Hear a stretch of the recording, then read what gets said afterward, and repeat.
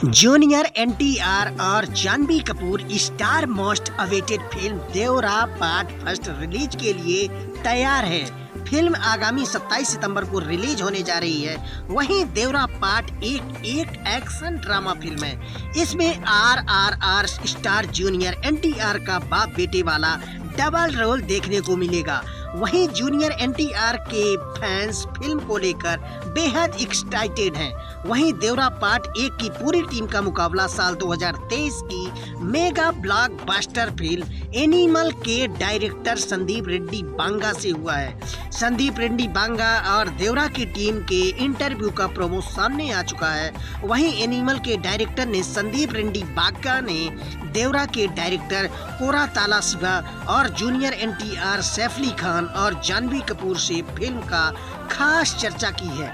वहीं संदीप रेड्डी बांगा ने फिल्म का ट्रेलर देख कुछ सीन की तारीफ की है। वहीं ट्रेलर में दिखाया गया है कि एक सीन जिसमें चांद का शेप खून के धार से गोल हो जाता है। वहीं जूनियर एनटीआर ने फिल्म को एक एक्शन ड्रामा फिल्म बताया है।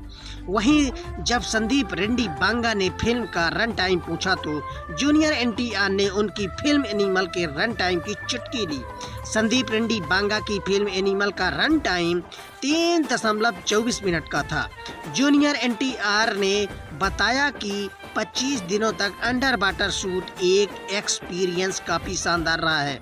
वहीं ट्रेलर के अंत में जूनियर एनटीआर की शार्क सवारी वाला सीन बेहद ही जोरदार रहा है। साथ ही एनटीआर ने कहा है कि फिल्म देवरा की एक्शन सीक्वेंस बेहद चौंकाने वाले हैं। वहीं इस इंटरव्यू का पूरा वीडियो कल आने वाला है।